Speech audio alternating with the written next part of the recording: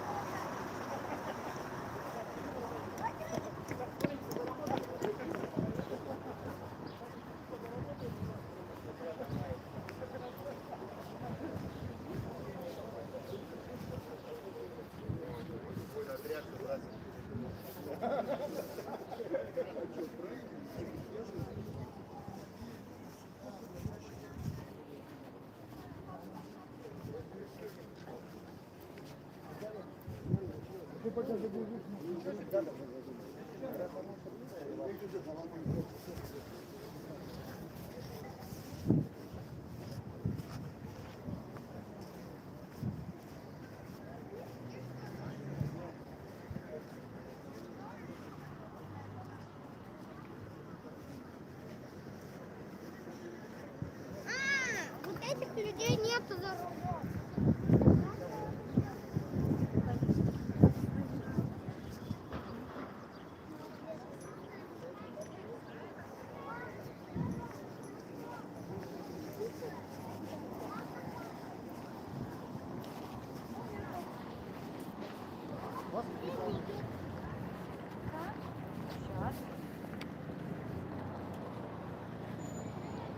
Сейчас они тронутся.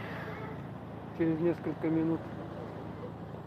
Половина должны начинать уже в 11:30. Так, давайте-ка мы вот сюда с вами перейдем. Здесь лучше стоять будем на повороте. Посмотрим.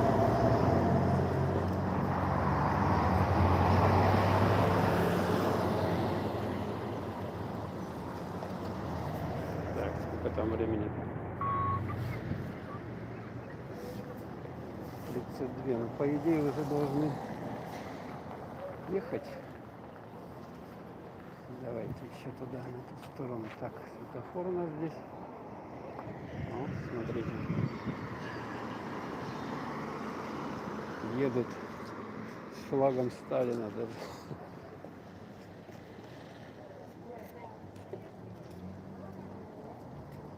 Так. Народ пошел, но мы вот по этой улице должно быть движение. И там люди уже заблаговременно залезли на высокую точку, чтобы было удобно смотреть. Здесь тоже встают. Так, ну что, когда начнется движение?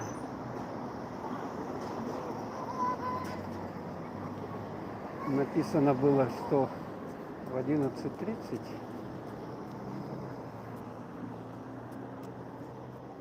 Пока что-то еще не видно.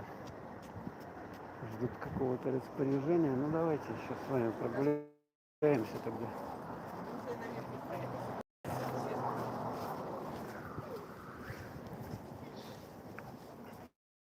Народу, в принципе, немного, да?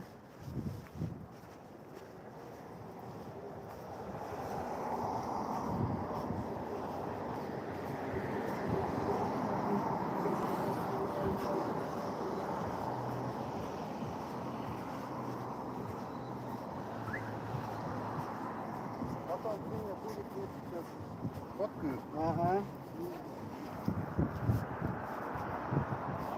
Так, ну что, это задерживается у нас парад.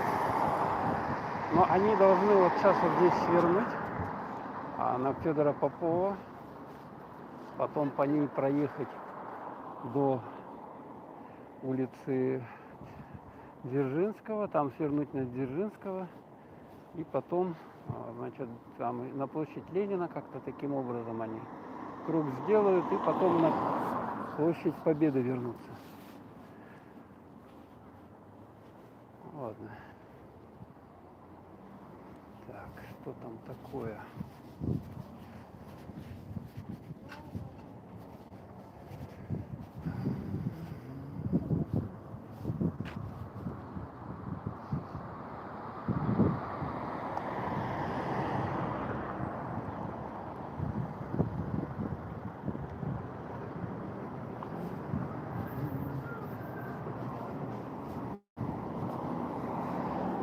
Движения не видно никакого.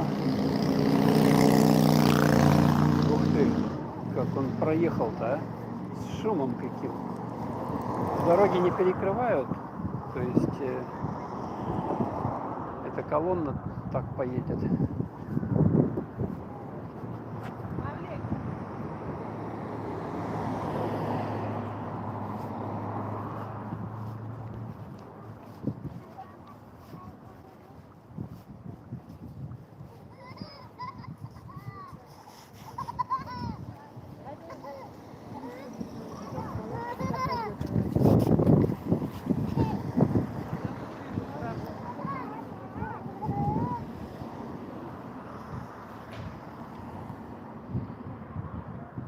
Тут народ стоит тоже, там через дорогу. Вот тут вот эти здания наконец-то сносят. Старые разбирают потихоньку.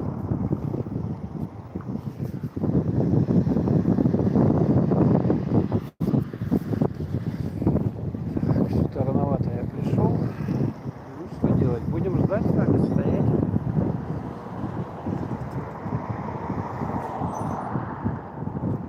Будем ждать, стоять. А он может еще туда наверх забраться. Еще на лестницу. Потом уже вид хороший будет.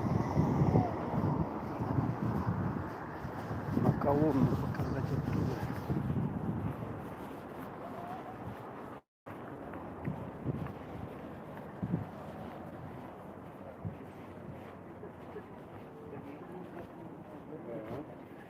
Тут люди стоят отсюда, может лучше видно.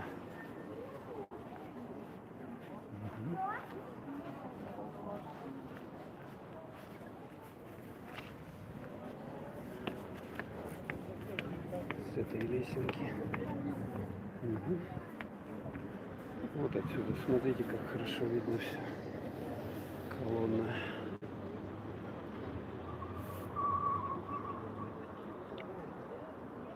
Это у нас улица Бестужева-Марлинского. Вот возле здания ДСАФ колонна эта стоит.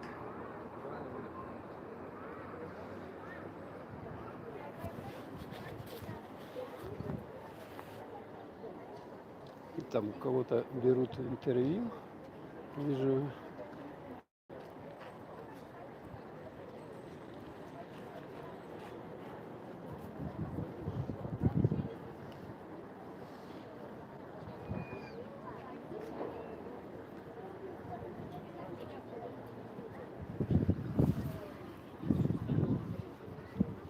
Так, посмотрели отсюда. Давайте обратно пойдем. Сейчас, наверное, движение начнется. Думаю, какой-то дедушка, дядя Коля. А, все уже. Давай трогай. Что-то там в двигателе пытается сделать. Все ждут начала движения. Так.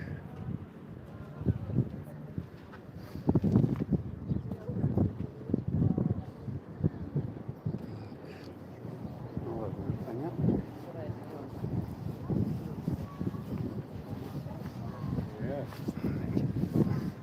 Вот эти вот дома сносят старенькие. Так, здесь народ.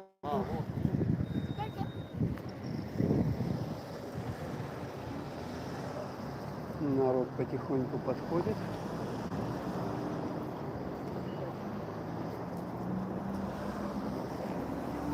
Так, мы перейдем, на той стороне лучше будет видно движение.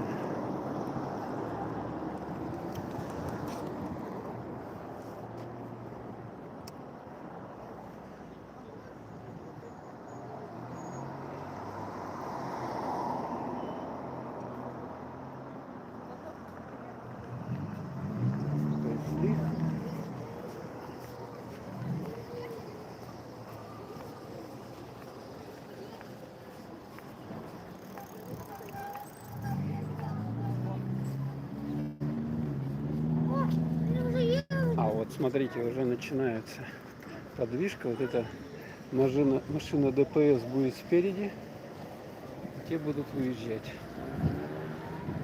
Так, видно вам нормально? Вот машина ДПС встала. Так, давайте-ка мы с вами пройдем вот туда, чуть подальше.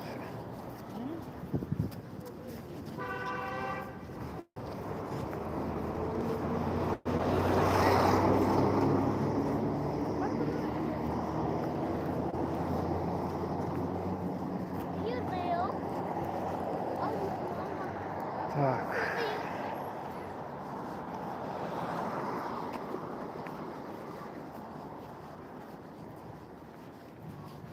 Народ еще подходит.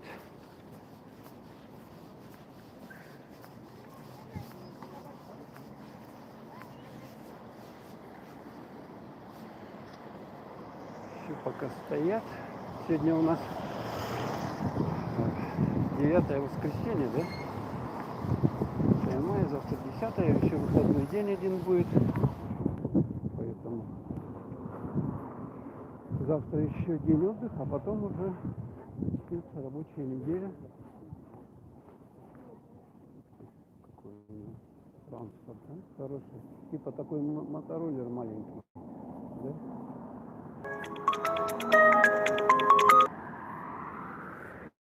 Так, уже звонки поступают.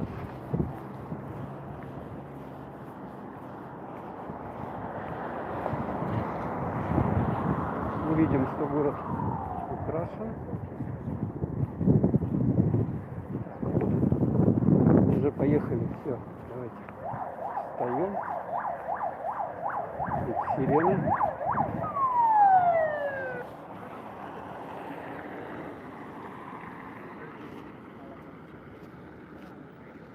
И вот они едут.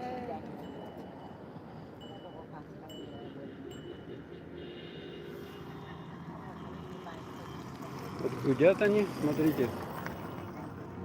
Медленно едут.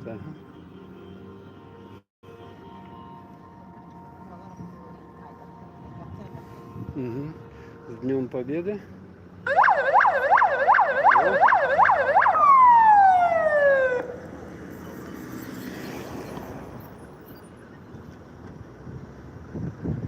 Колонна ретротехники отправилась от Якутского ДСАФ делать по городу круг.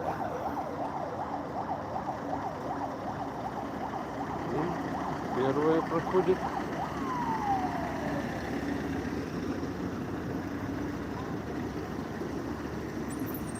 Вторая.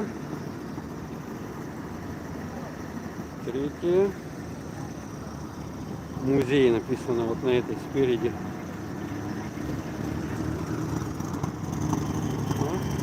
Типа Катюши, да? Вот как она. Смотрите. Дальше.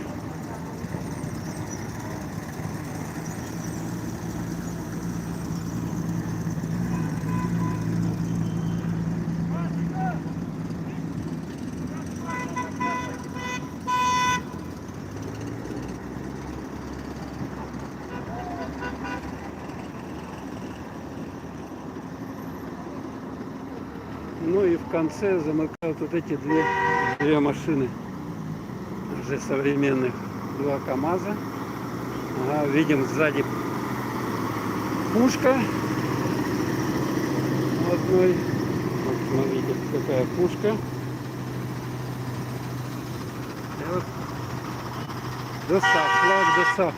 Так, давайте-ка мы рядом с ними пойдем и поснимаем.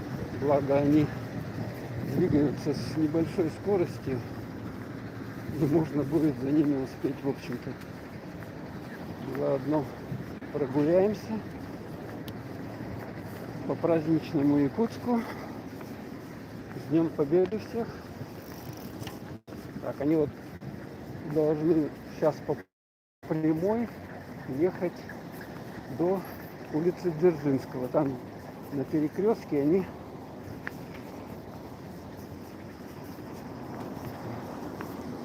повернут Из Дзержинского в центр поедут. Люди с шариками.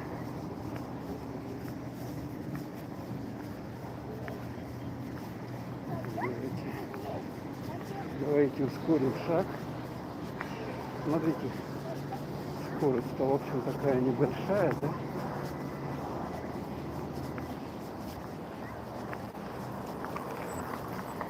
Ух, мне их не догнать даже уже.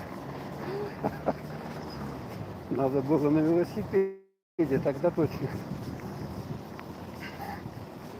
Вот, ух ты, озеленяют, я смотрю, возле Якутск-Энерго.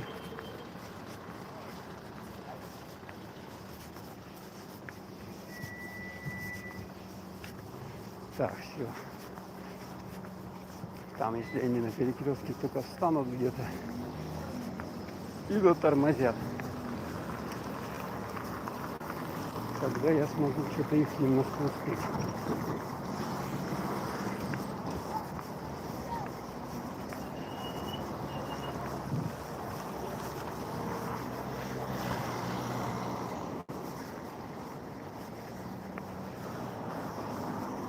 Так.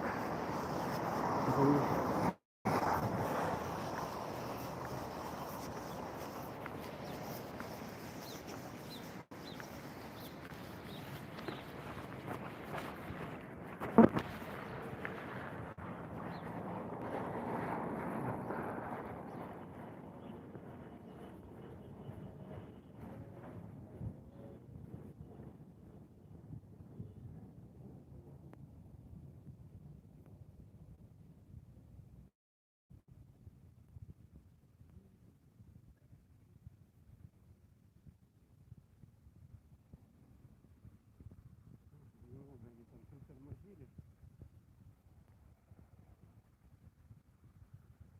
Немного притормозили.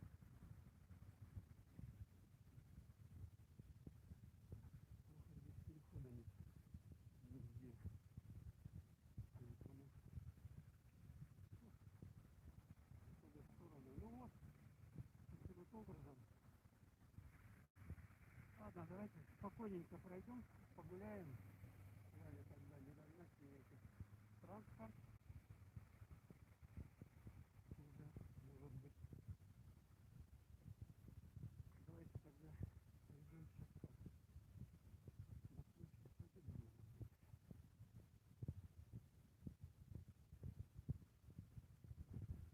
Стоматология.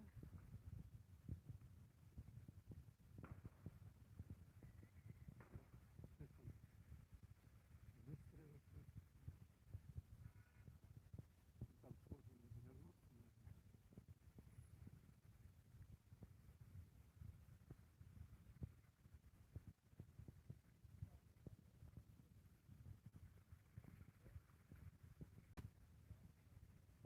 Ну, главное, я снял как бы, да?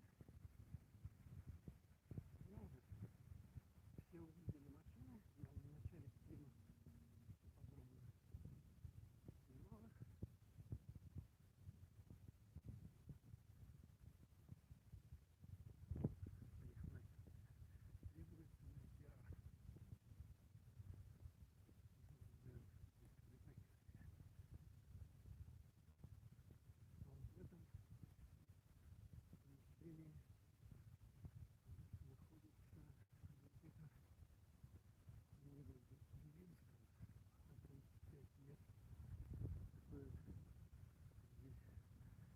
Памятник или что это такое? Или вот с книгами.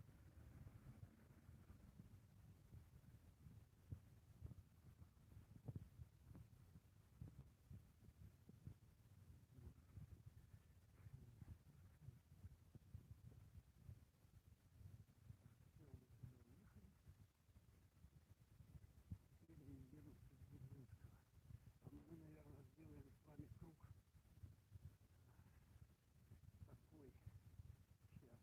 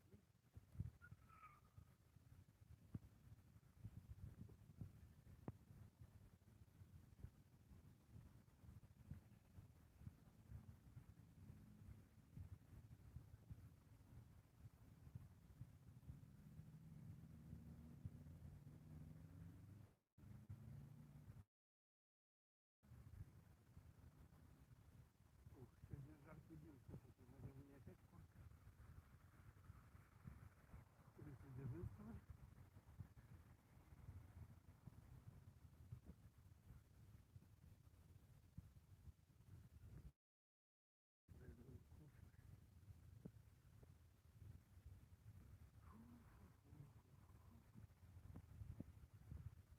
Ладно, на республике еду.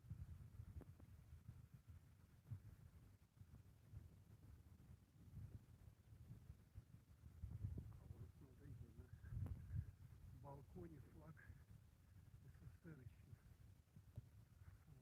Вон там видно вот эти флаг СССР. Портрет Сталина. Ага.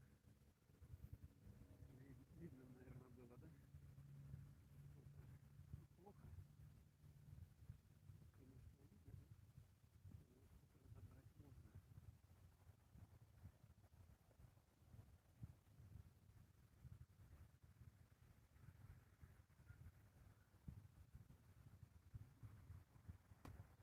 Вот так вот мне придется идти и снимать постоянно. Идти и снимать.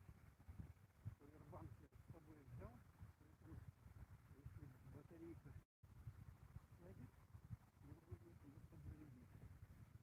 Вчера у меня оборвался стрим.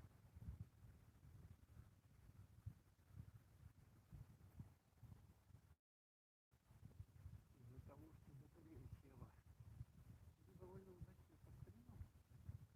Так что, в общем, единственное, что стабилизатор надо еще таскать с собой,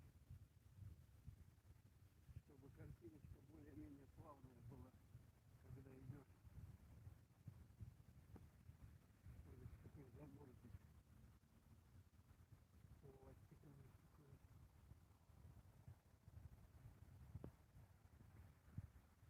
Так, ну вот сейчас вот дойдем до этого высокого дома, вон там за деревьями, и свернем на улицу Богатырева.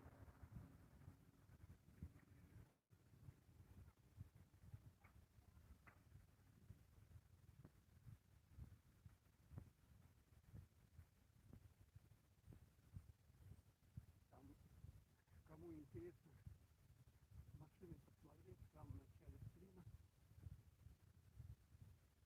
видно, как они едут, как стоят, вернее, не возле здания ДСАФа, потом минут через 10 поехали, не можете отмотать назад и посмотреть, как все это проходило, но мы еще думаем с вами зацепить их.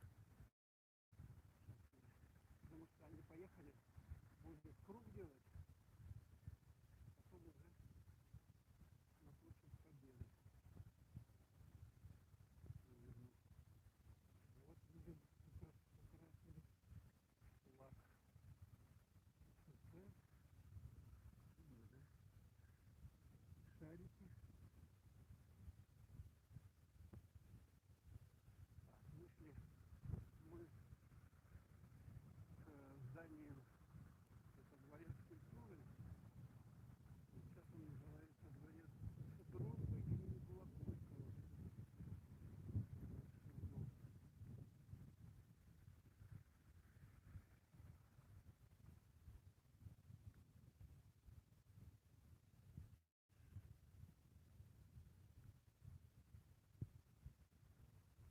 Так, а с этой стороны у нас дом быта. Там уже от дома быта почти ничего не осталось. Основном магазин, а здесь видим магазин продуктов. Так, вот, все, вывернули здесь вот этому высокому дому большому. Сейчас свернем.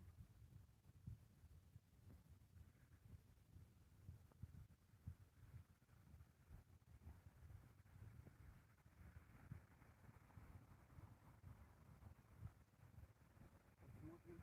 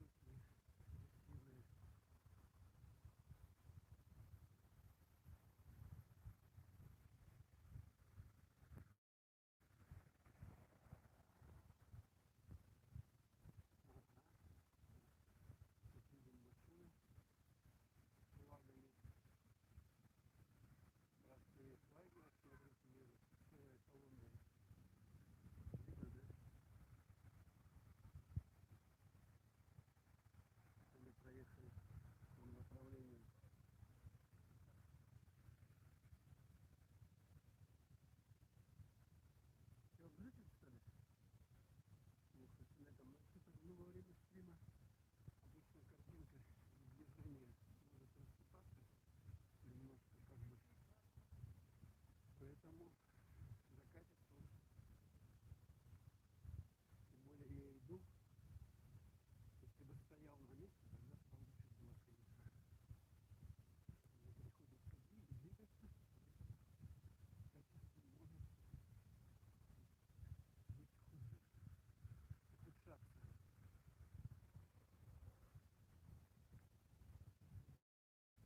Качество может ухудшаться. Так, свернули мы на улицу Богатыря.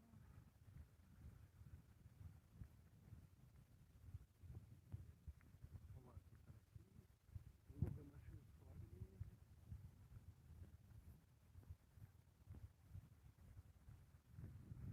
Так, а в этом пекарня, сладкие мечты, аптека, Вельбери, Сбербанк. С этой стороны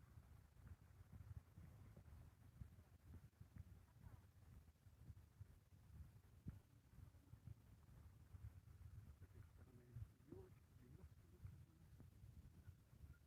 Полностью даже.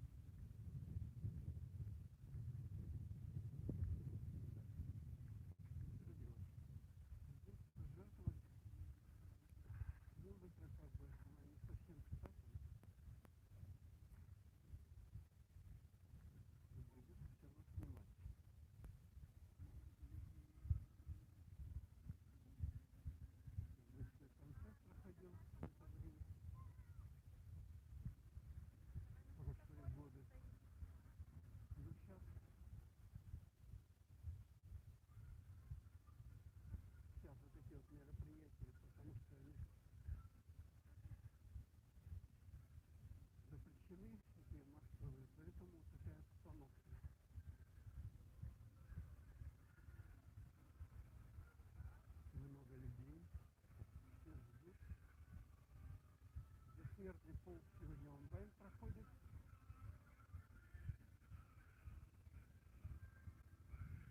С Днем Победы.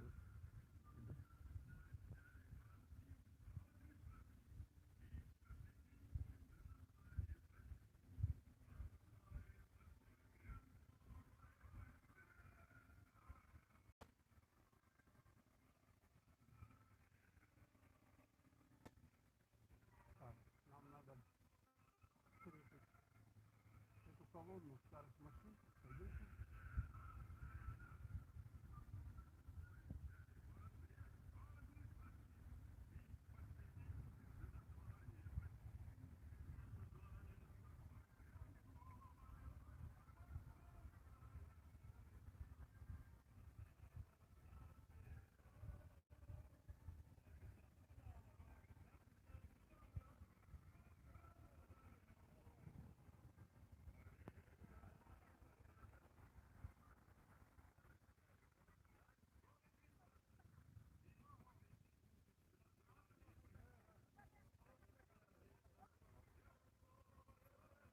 Так, давайте двигаемся.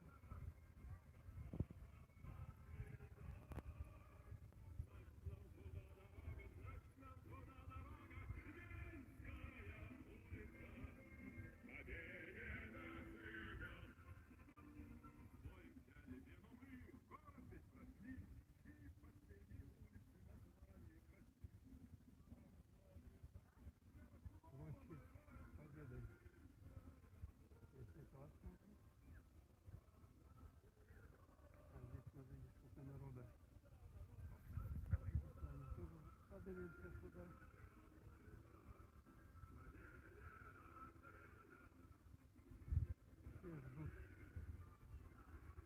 Все ждут колонну с ретро-машинами.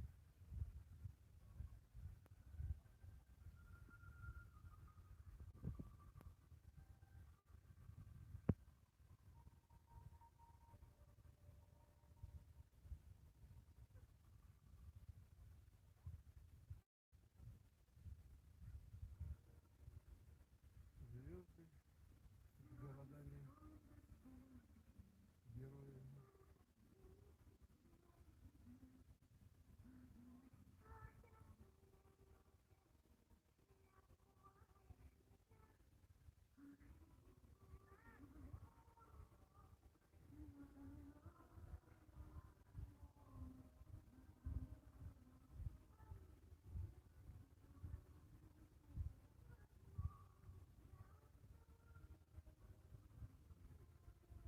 Здесь вот такая вот композиция. 1945 год. Ну, тут цветочки должны были. Но сейчас еще рановато, конечно, у нас снег только недавно сошел, как бы, недели две назад.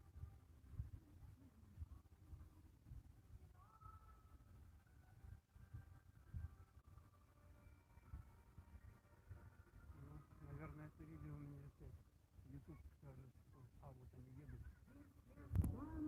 Давайте-ка мы свои. Ближе, поближе.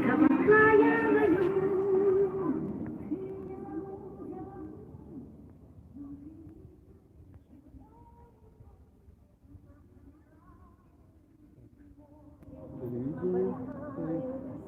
Сейчас мы еще раз посмотрим эти машины с вами. Так что я вовремя успел. Смотрите, тут людей сколько стоят, ждут.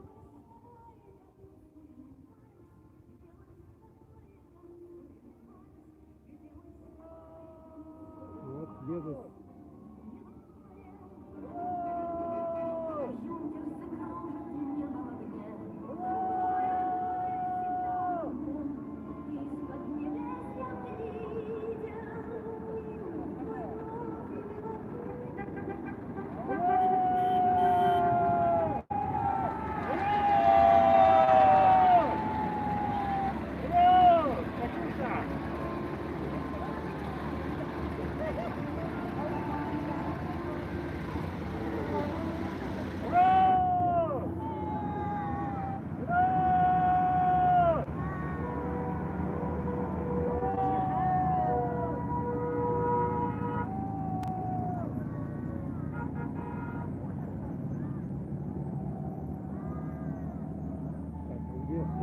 машины. Они все не доехали. Там уже больше было. Ага. Так, давайте пойдем тоже туда. Вон. Смотрите, сколько людей здесь стоит.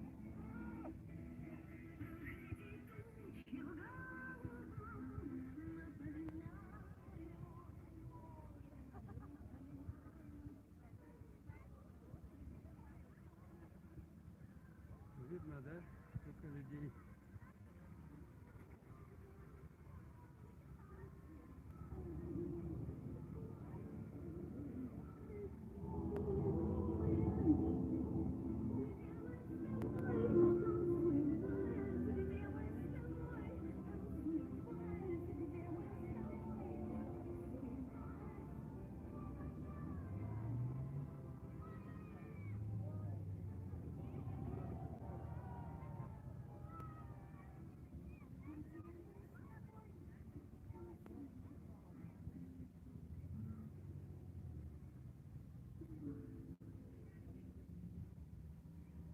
Вот.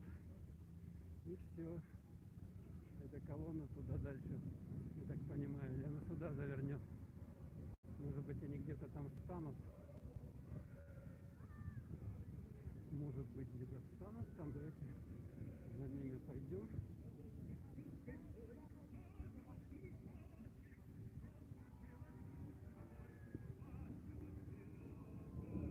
Катюша. Это старая машина такая. Ага.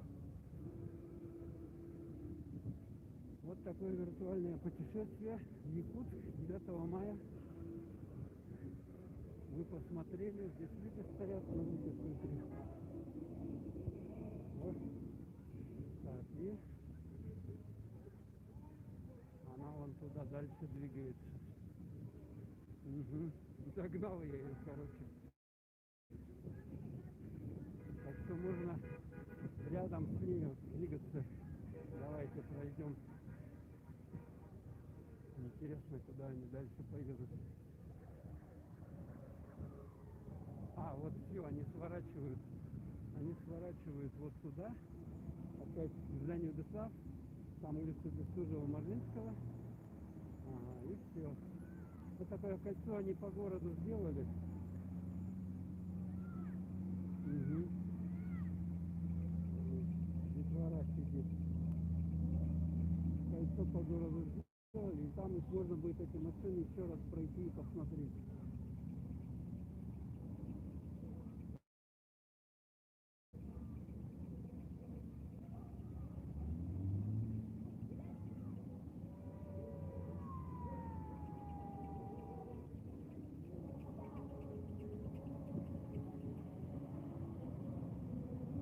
А вот эти едут. Вот они, вот.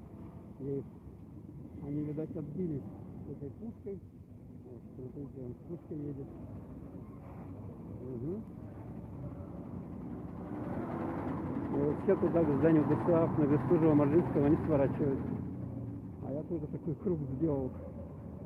Ну вот, все. По сути дела, все мероприятия вот эти вот. Давайте тогда еще пойдем погуляем по площади Ленина. Ой, площади Победы, господи. Площади Победы, посмотрим, что там у нас. Обстановка.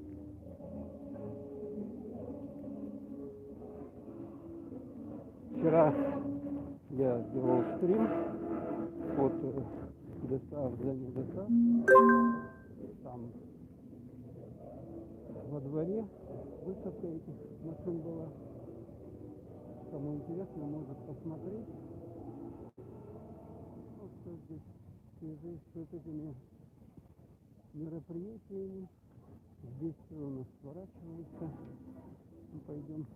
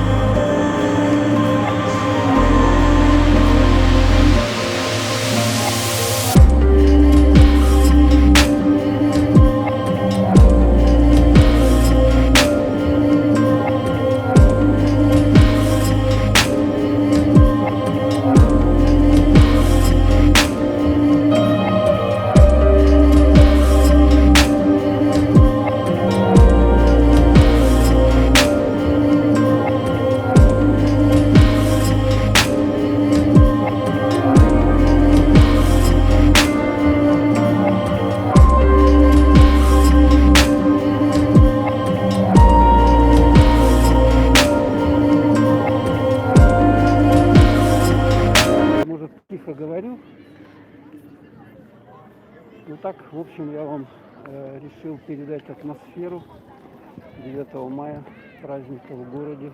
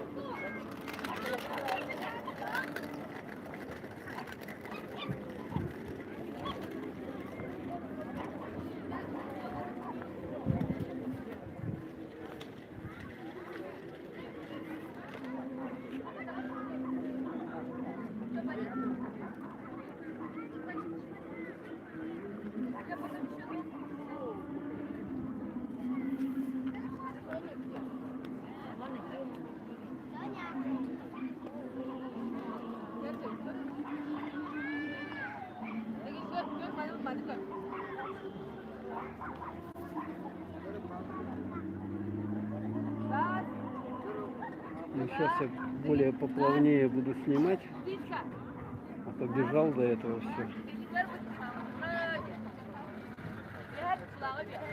Звука не было, да? Ну, не знаю, наверное, тихо говорил совсем.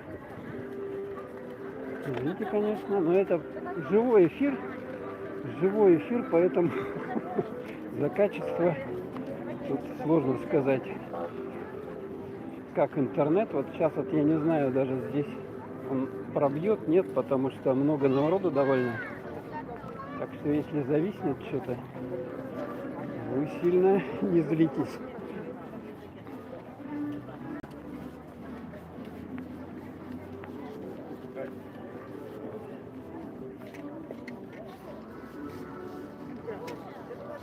Смотрите, какое ружье у него. Видно, да? Вот так вот. Все-таки люди вот выходят со своими родственниками, участниками войны.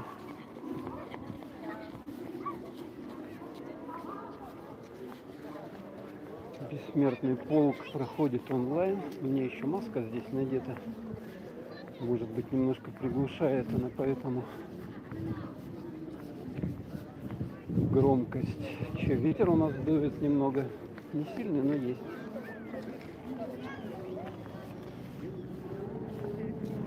А здесь города-герои. Город-герой Киев. 8 мая 1965 года получил это звание.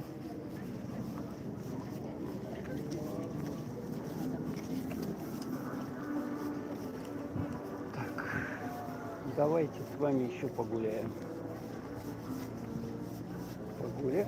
Погуляем. Туда вот к танку пройдем.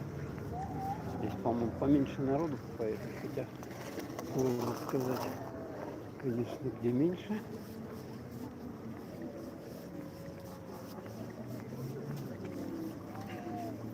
Да, всех с праздником 9 мая, День Победы. Действительно праздник. Видим, играют баскетбол, волейбол, баскетбол. Фотографируются.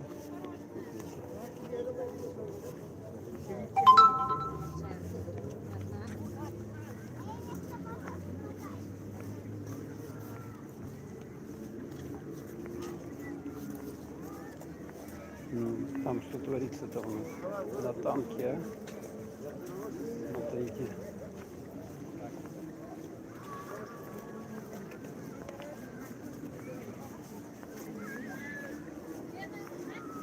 Флаги. Танк настоящий, да. Это не попьемыш, а танк настоящий. Иначе как бы он выдержал такое количество детей на себе.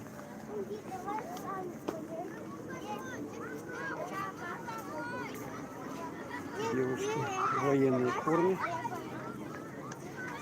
Вот смотрите, что тут у нас происходит.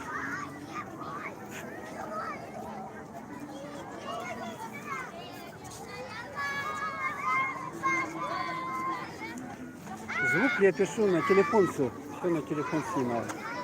Без микрофона там и всего.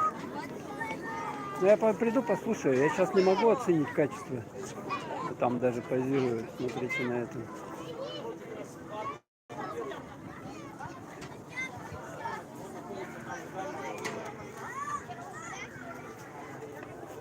Так, что там на танке написано? Герой Якут Попов Федор Кузьмич. Ага.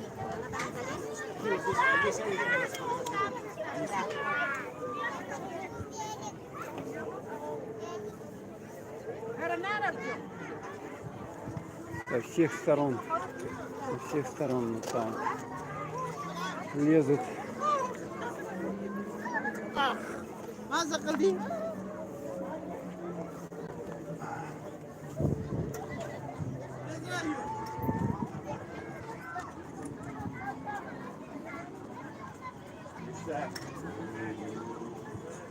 Ну, здесь композиция такая. Мать провожает сына на войну.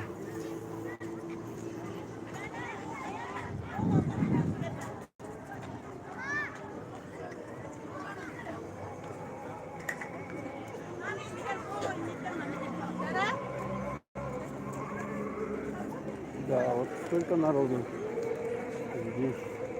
Продают мороженое, кофе, машинки. Вот можно на машинках таких поездить. Вот здесь вот можно взять их.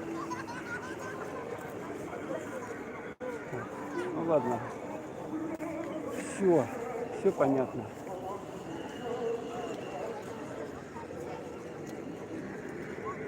Все понятно. Так, давайте немножко прогуляемся еще с вами по дамбе. По дамбе прогуляемся, подышим воздухом. Вот тут какие-то компрессоры стоят. А, это они электричество вот для этих вырабатывают, я понял. Выход на лед запрещен. Посмотрим, кстати, на лед с вами.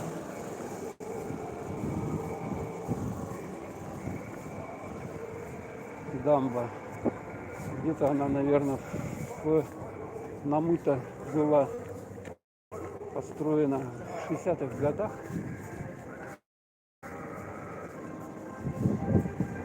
Поэтому ей уже сколько, больше 50 лет этой дамбе.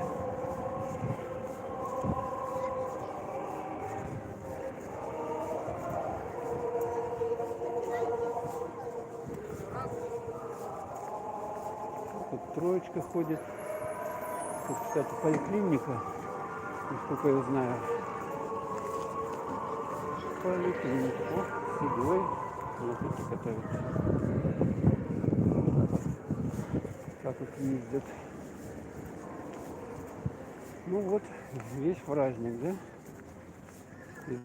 Из-за этой пандемии больше ничего не было.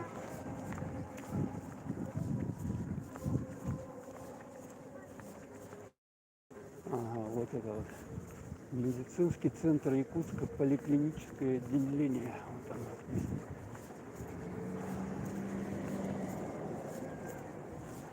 Посмотрим там на лед. Вот этот водоем, он никак не связан с рекой, поэтому по его состоянию сложно как-то судить.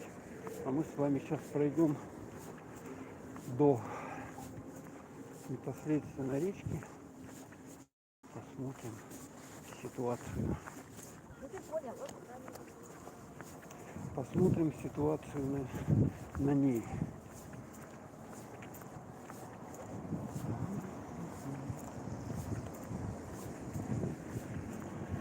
Хороший солнечный денек сегодня. Надеюсь, что у вас тоже хорошая погода сегодня будет, 9 мая. А вот здесь, смотрите, дерево и все с этими, с вербой. Сколько здесь вербы. Все дерево в вербе. Ну, у нас вербное воскресенье уже прошло, поэтому она никому не нужна. Поэтому она никому не нужна.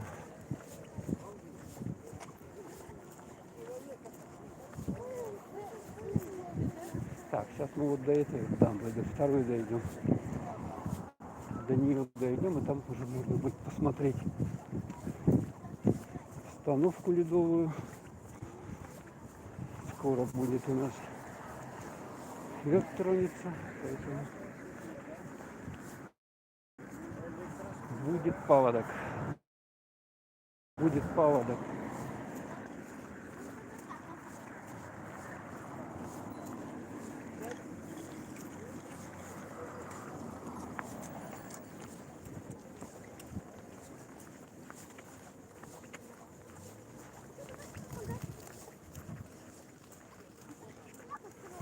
Собачка.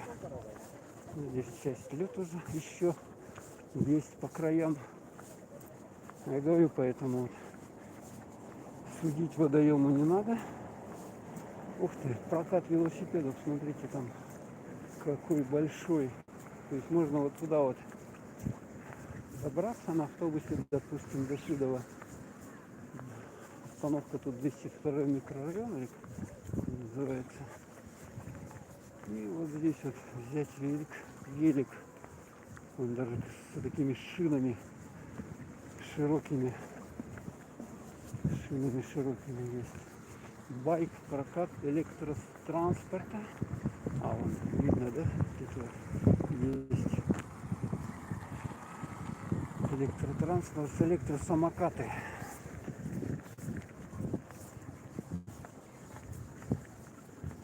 Электросамокаты.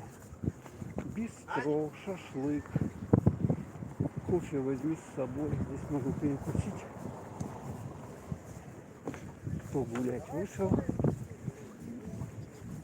И, в принципе, мы с вами можем вот по этой вот дамбе туда к речпорту идти. Так, босс шаурма, мистер Мишка, дядюшка Донер.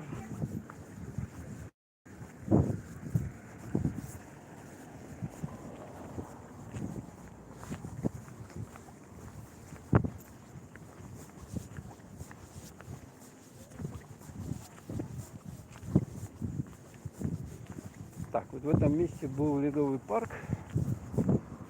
На льду у нас, кто хочет, может посмотреть видео.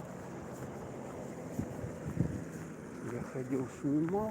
Там даже не одно, по-моему, видео есть про ледовый парк.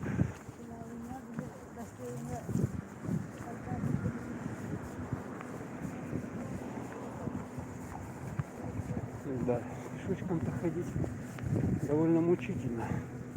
Надо вот транспорт, какой-то хотя бы велик, и на нем уже.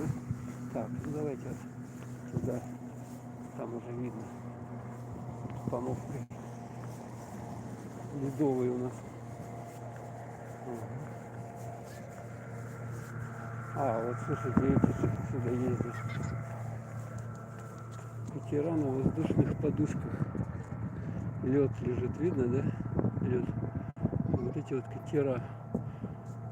Так, тут у нас вообще на этом месте в летнее время городской пляж.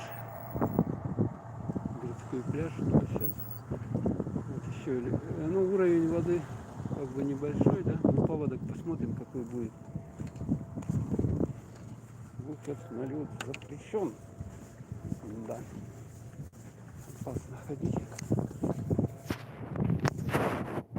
А, вот видно их отсюда. Эти судна на воздушных подушках.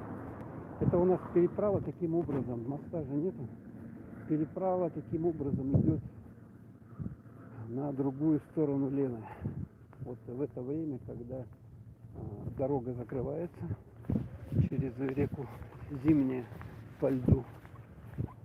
И вот только вот этим транспортом можно как-то туда переехать. Ну, еще вертолет. Но это уже будет подороже удовольствие. Поэтому существует реальная проблема. Вот у нас с весной и осенью, когда лед плохо замерзший, переправа запрещена, невозможно никак перебраться людям на ту сторону. Ну а благодаря вот этим вот... А, вон этот, смотрите, еще одно судно.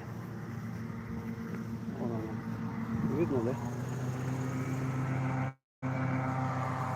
Вон оно приехало. По льду.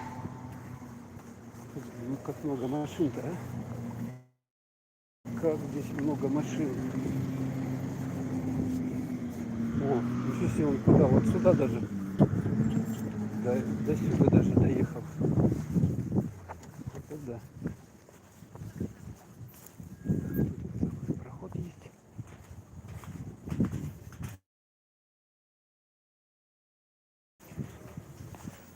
Можно чуть поближе. Чуть наклон. Как бы идем по дамбе.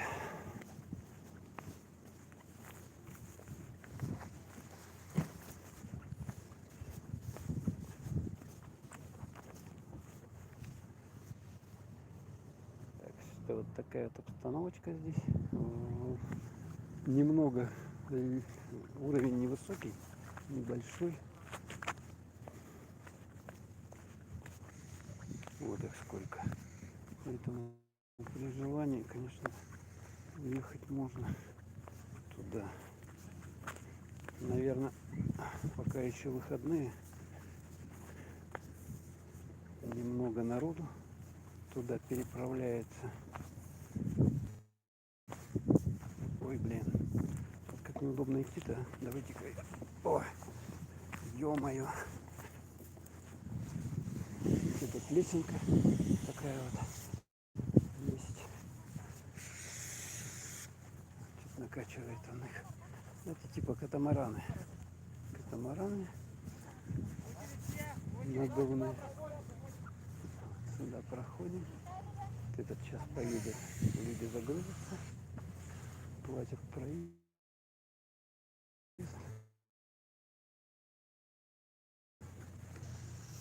Смотрите, трансфер Якутск, Нижний Бестях, ЖД вокзал.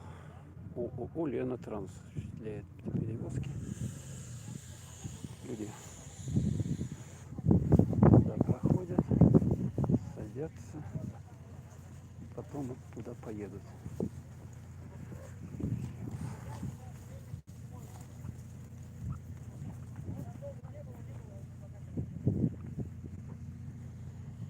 Уже загружаются. Ну, мы с вами, наверное, наверх пойдем.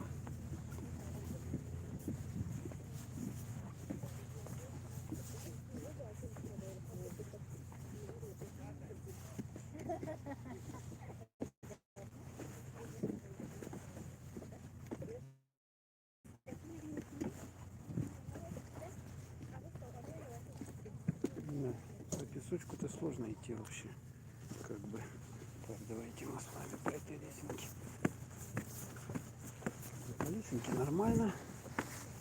А песочек он скользит, поэтому по нему совсем не камильфо подниматься. Опс, красиво. То есть вот до сюда доезжаете на машине, допустим, на такси. Потом здесь выгружаетесь.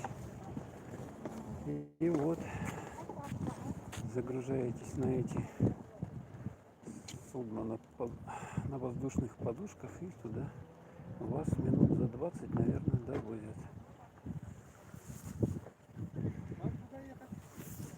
Мне? А, мне надо ехать. Не. Так, предлагают поездку. Так, вот здесь вот лодочные станции. Что-то лодок не видно. Так, давайте мы с вами вот на эту сторону. Рыбаки. Смотрите, рюкзак у него какой большой, и удочка, я так думаю, что там у него. Фу. Так, а где мне посидеть, отдохнуть? Я уже набегался.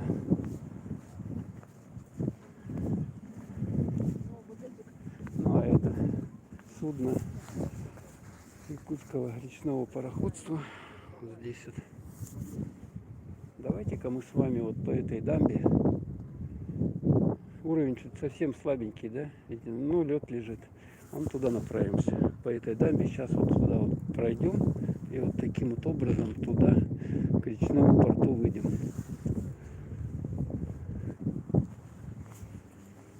Это будет хорошо.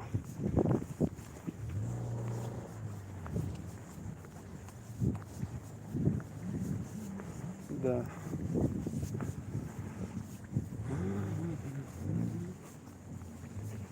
Продают червей. Черви звоним рядом, смотрите. Ага, спасибо. Там люди с собакой. Это, наверное, не видно нифига. Ой, собака.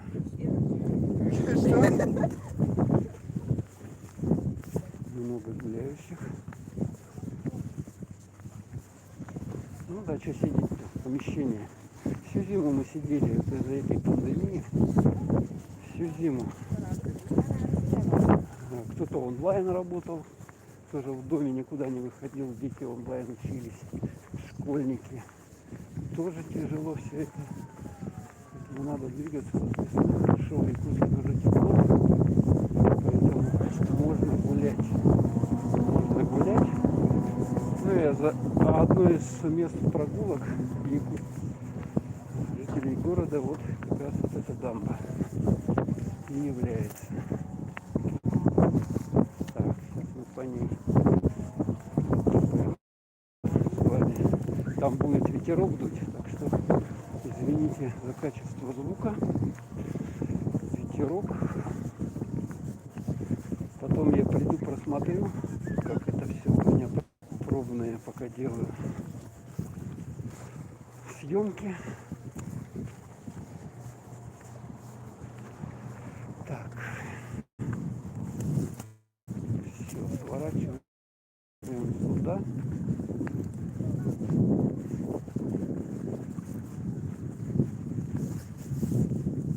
Смотрите, так, льдины какие. Можно, в принципе, сюда вот спуститься туда. Ладно, потом, может быть. Сейчас неохота. Я уже и так находился уже и так. Ветер дует, да? Ну, что делаешь теперь?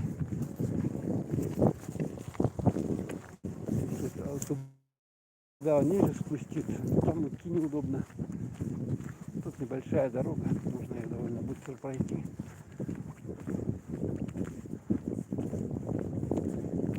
И выйдем мы тогда в районе речного порта. И там посмотрим, как там обстановка с ледовой. Как ледовая ситуация там. Тут, кстати, много бегает вот по этой дороге спортсменов, всяких людей просто, которые хотят в форме свое тело держать. Что мы с вами тоже погуляем. Пока у меня телефон снимает.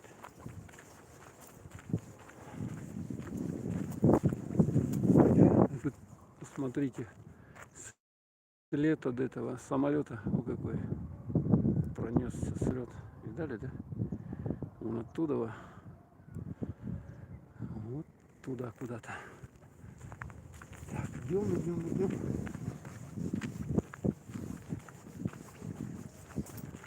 Идем. Фу. Да, без техники. И так вот ходить, нахаживать километров тоже сложновато. Ну что делаешь? Мы с вами приближаемся к речпорту, Якутскому речпорту. Все, которые плавают.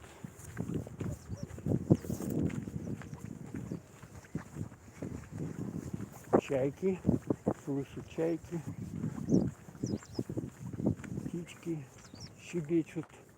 Жизнь оживает в городе. Нам еще дождаться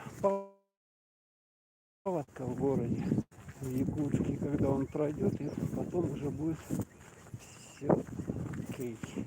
Все нормально будет. Так, а вот там, в той стороне видно, да, площадь Победы. Мы вот оттуда пришли. Видно, да? Вот отсюда вот так вот пошли. Вот таким образом. И вот сюда вот пришли. Так вот. Ладно, двигаемся вперед. Стоять нельзя. Какие-то люди спускаются ко льду, я вижу.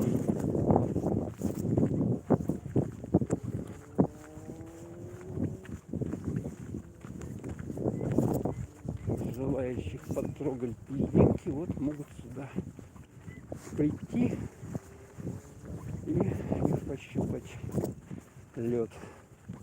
Смотрите, какие льдины. В прошлом году, ну, может быть, еще река поднимется, уровень ее. Сейчас что-то совсем маленький.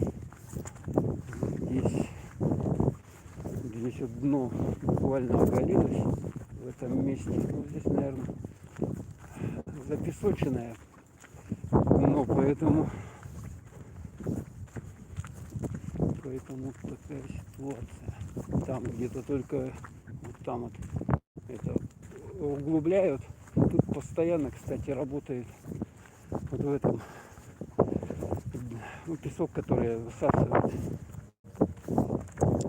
Ну, водяная такая, как называется, машина, которая песок сосет. Углубляет дно.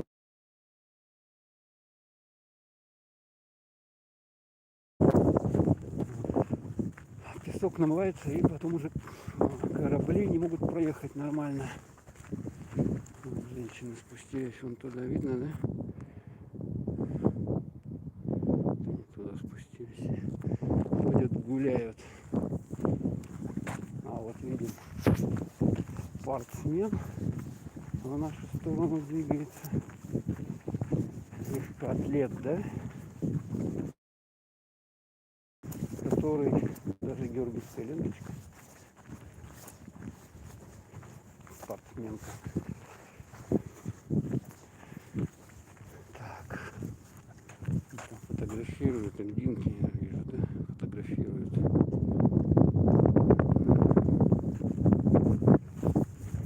Пришли сделать фотосессию на фоне льдов.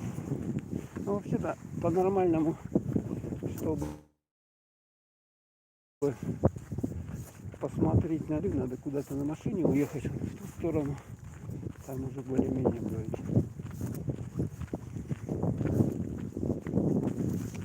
Так, с этой стороны Электроцентраль, которая город у нас отопление подставляет.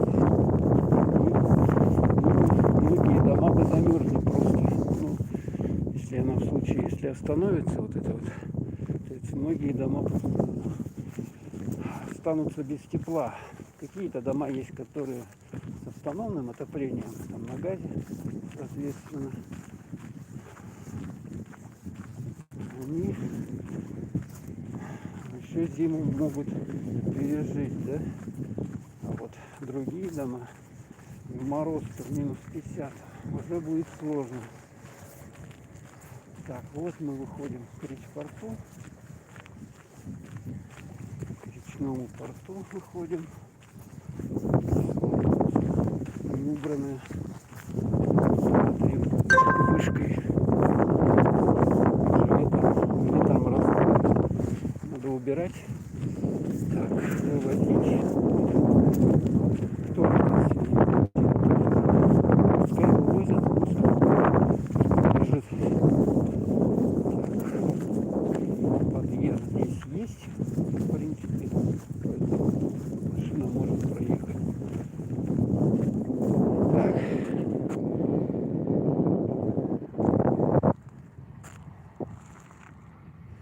Вот это вот территория кораблей, паромов, катеров стоит. Видно, да? Это лайнер у нас. Демьян Бедный и Михаил Светлов, два их, которые на Ленские столбы у нас возят.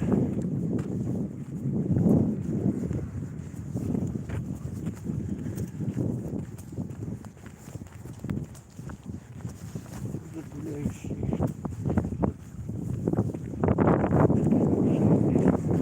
Опс. Опс.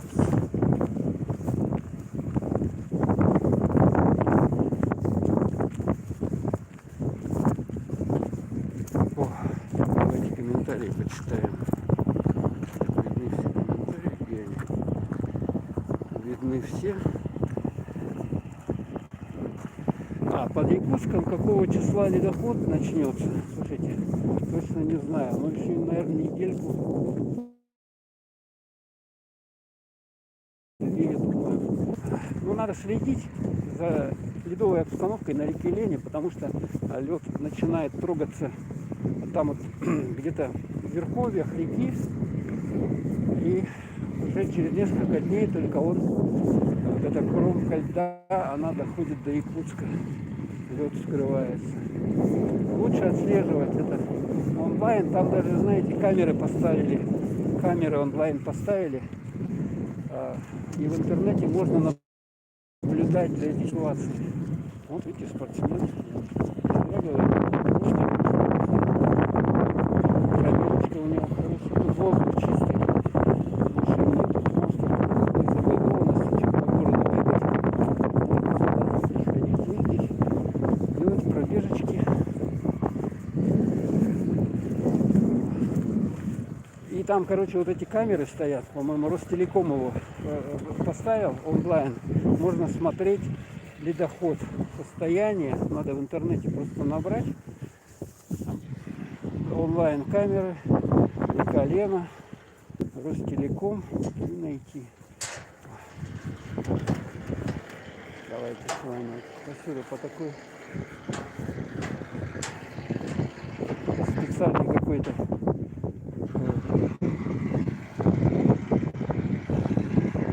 Демьян Бедный, Михаил Светлов. Тут пристань одна, пристань вторая, пристань третья, вот, которые стоят где-то по берегу, и к ним уже могут причаливать непосредственно вот теплоходы, катера, метеоры. Так, вот такая вот обстановка здесь.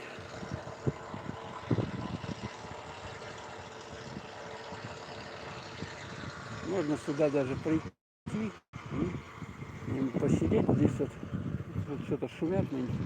А, вон они делают что-то, ремонтные работы идут полным ходом. Вот на этом Демьяне Бедном.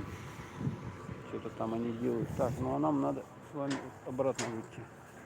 Все прогибается.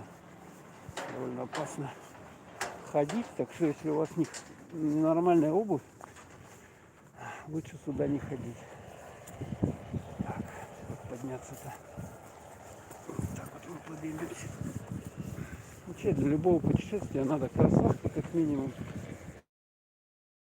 Более-менее такие хорошие подошвы, не скользящие. Чтобы обувь не ехала у вас на какие-то склоны. Да, но здесь вот этот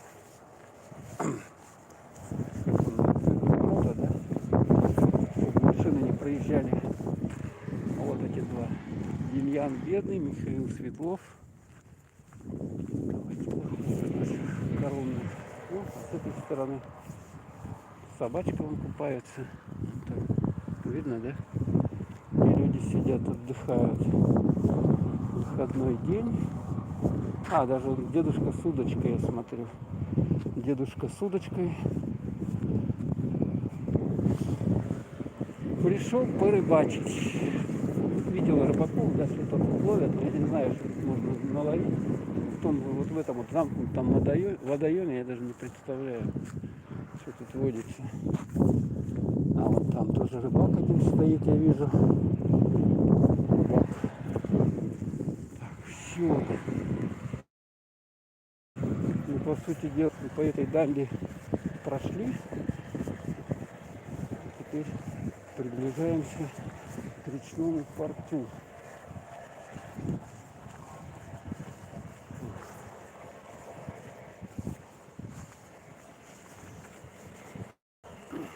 Так что смотрите Ледоход онлайн.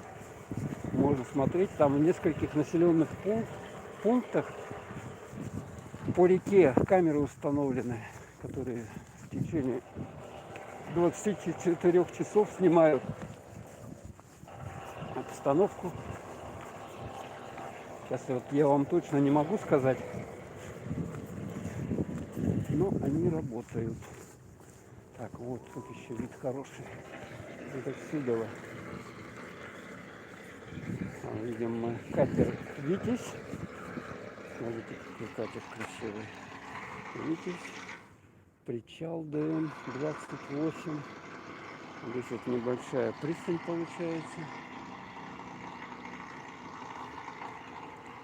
Да. Что-то они там болгаркой делают. Болгаркой что-то они режут или краску старую снимают засохшую. А вот спортсмен бежит в другую сторону. Уже туда добежал, теперь обратно. Вот так вот. И здоровье у вас есть.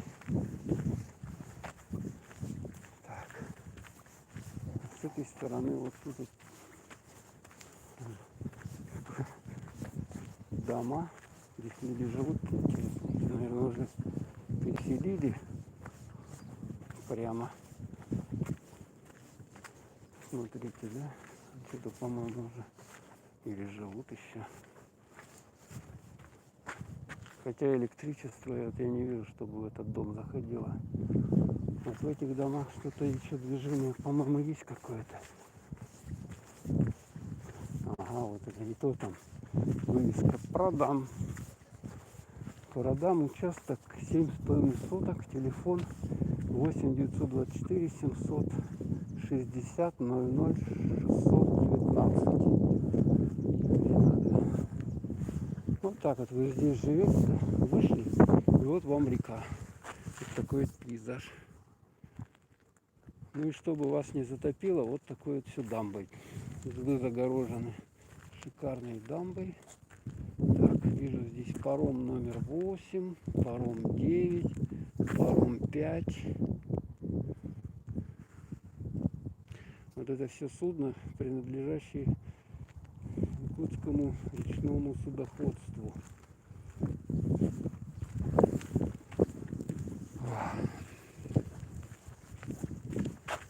Ну и вот это здание Якутского речпорта, что-то его долго никак не могут реставрировать, отремонтировать.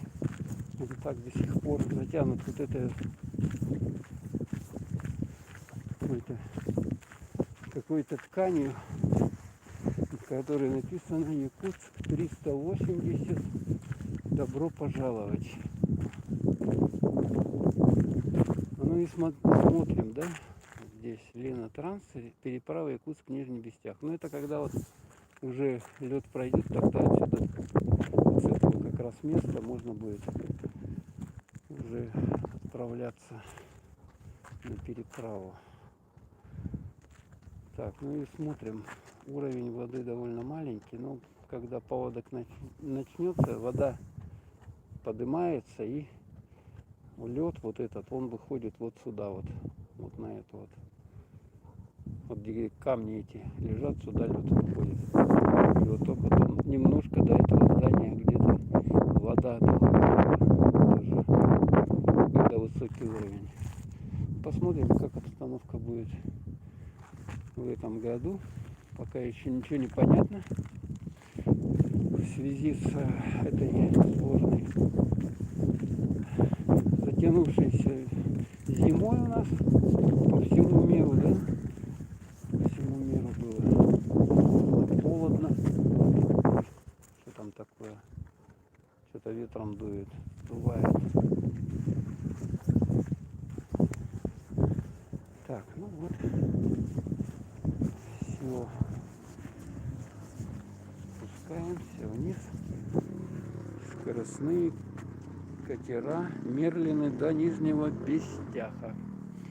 Ну, сейчас отсюда не ходят, надо идти в район дамбы, вот туда вот, городской, и там оттуда отправляются. Здесь автобус, конечная 8-го автобуса, что ли. Кофе с собой, горячее свежесваренное кофе. Ну и все.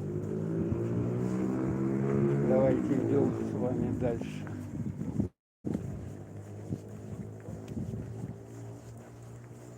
Слоны, тигры. Все древние. Так, мы сможем здесь пройти? Нету машин? Я думаю, нету, да? В направлении. Памятник Николаю Егоровичу Глутову, основатель почтово-пассажирского пароходства. Годы жизни 1834-1911. Видно, да? И вот здесь вот якорь. Такой вот якорь с какого-то судна. Такой вот якорь. Так, ладно.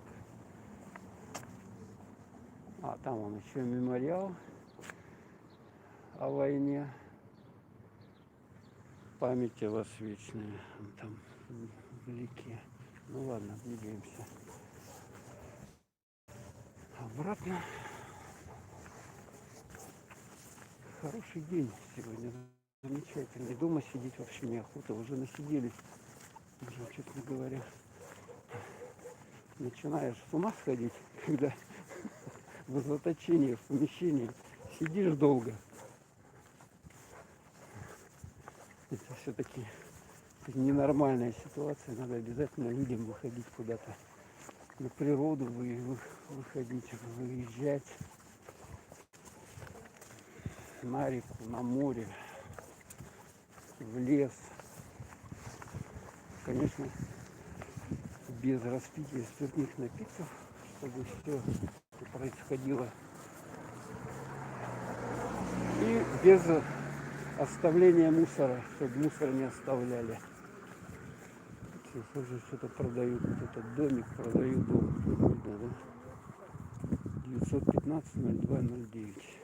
996. Так, такая улочка, смотрите, здесь. Тут люди живут. Люди живут здесь. Фу. А мы с вами вот посюда, как это улица называется, не помню. Так вот пойти, какая у них такие шины-то. Смотрите. Вот это шины. С такими шинами можно по любому бездорожью, по-моему, проехать. Широкие, но эти вот велосипеды, они не дешевые. Не дешевые. Ну и они тяжеловаты, конечно, из-за того, что покрышки такие большие, а, соответственно, они весят. Покрышки, вот это рама, значит, это более тяжелая. Поэтому если такой велик вам надо куда-то перетаскивать, он будет для вас тяжеловат. Но ездить на нем таки легко. По какой-то местности, пересеченной, да? Как правильно, да? Бездорожье, еще каким-то дорогам таким плохих.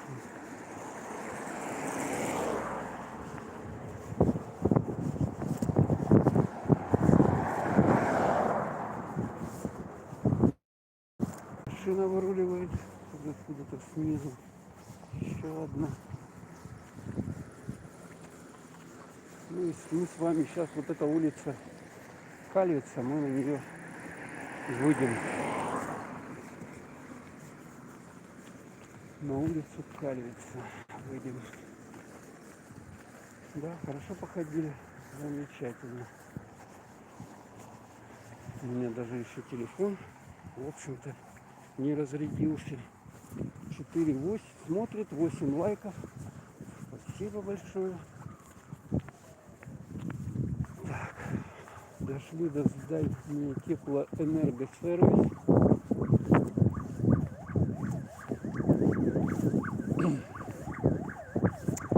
Переулок энергетиков, вот это 1А. Вот это вот переулок энергетиков. Вот там он так идет. Флаги Республики Россия. Здесь хорошая плиточка вот такая вот. Немножко как-то под наклоном. Это тротуар. Может, хорошо стекает вода туда куда-то вниз. Хотя вот тут вот такие провалы, в общем-то, вот эти трещины.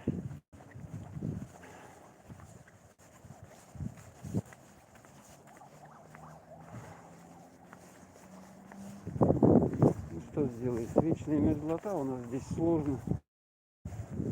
Сложные вообще как бы условия вот строительства, все вот это вот дороги быстро довольно разрушаются из-за постоянной оттайки грунта, его перекашивает и так далее. Поэтому дороги у нас тут недолго вообще держатся. Сколько их делают, они не могут у нас долго служить. Потом при этой нагрузке транспорта много, машин много, постоянная нагрузка, поэтому еще дополнительно ломаются транспортом. Дороги надо постоянно их латать, ремонтировать, какие-то заплатки делать и так далее. А тут что за здание? Это заброшка. Один раз. Заброшка вот это вот. Она уже давно здесь стоит, уже, видите, да? Разрушил все здесь. Плитка, все это разрушается. Такие решетки на окнах.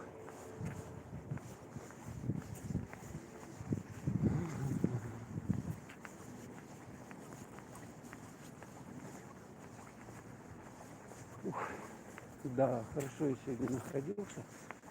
Надо будет прийти, отдохнуть, хорошо полежать. Ноги закинуть куда-нибудь наверх, чтобы отдохнули.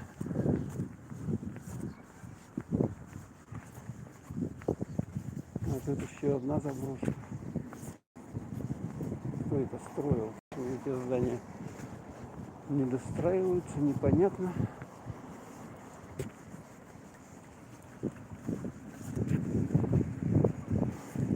Ну и дошли мы уже до улицы. Как же она называется? Да? Вот это Кальвица, а это там Хабарова. Богдана Чижика, да, вот, по-моему, Богдана Чижика, да? До Богдана Чижика дошли уже. Такой вот перекресток у нас.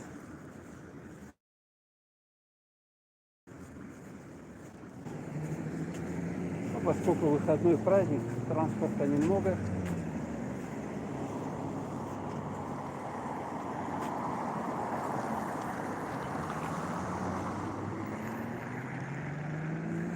Так, сейчас 30 секунд надо стоять ждать.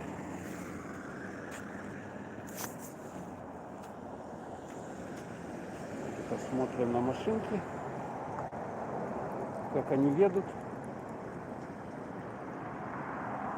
20 секунд.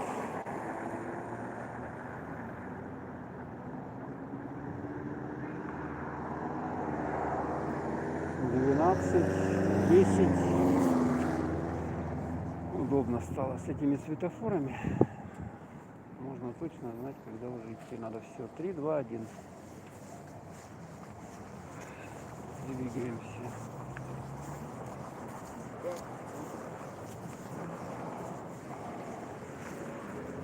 И вот тут видно, сколько времени осталось для перехода. Ух. А здесь тоже видим, какое-то строительство идет. строят еще какой-то дом. Жилой, не жилой, не знаю даже. Судя по окнам, это не жилой дом. Это они слишком большие окна. У нас окна большие делать бессмысленно, потому что через окна идет большие теплопотери зимой. Поэтому окошки, в общем-то, стандартных размеров. А вот это вот малосемейка. Смотрите, Кальвица один дом. Вот такие квартирки маленькие. Еще дом советской постройки.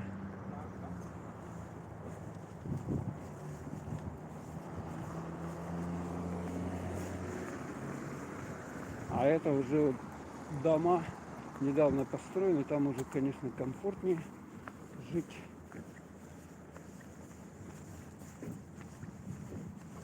Так, ну все.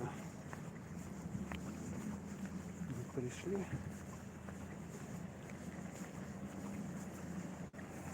И обратно.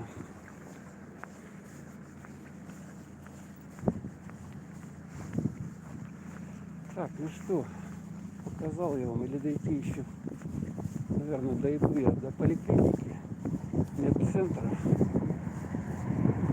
до туда дойду, там уже есть стримчик я завершу. Почитаю комментарии.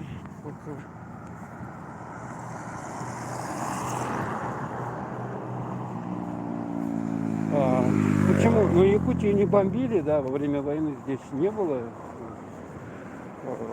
значит, боевых действий, но отсюда было призвано очень много, с Якутии было призвано очень много людей на войну, многие из них не вернулись из города Якутска, половина из тех, что призвано, пропали без вести и погибли во времена сражений, так что память, она жива, поэтому якутяне празднуют победу очень активно. Во многих семьях есть деды, которые воевали, отстаивали независимость, свободу страны, поэтому все это, память сохраняется. Вот единственное, что в этом году, конечно, вот эта пандемия, второй год, да, у нас уже все планы ломает наши обычные. Но, говорят, я тут слышал, что пандемия кончится, знаете, в 23-м году уже. Все, мы без масок будем ходить, и будет у нас, все это пройдет, но пока вот все люди привьются. Так, пошли. Так что еще 2021 и 2022 год будем вот с этой болячкой мы жить. А поликлиника, медцентр, сильно она, естественно, не работает. Кальвица 3. Тут такой есть прикольный скверик.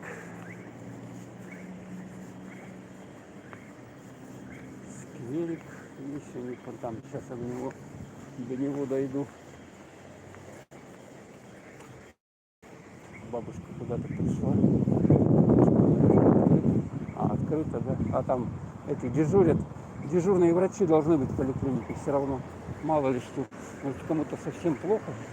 Поэтому дежурные врачи, они, конечно, дежурят в поликлинике. А так она не работает. О, ладненько. Будем завершать на эту нашу трансляцию. Вы уж сильно не судите там, что плохо качество, да? Мне надо, по сути дела, со стабилизатором ходить, тогда картинка будет более-менее. Но это, опять же, дополнительные расходы. Этот стабилизатор.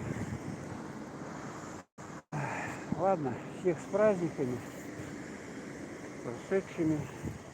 9 мая. Так, комментарий поставили. Звук пропал, да? Звук ну, я не знаю, воевали, по-моему, да? Много воевала. Мгм. Звук плохой. Ну я приду, посмотрю, проверю, что со звуком. Я на этот телефон еще мало совсем снимал. Мгм. Ну ладно. Всем пока, всем пока. Звук пропал. Где тут звук-то у меня? А? Ладно, всем пока. Всё.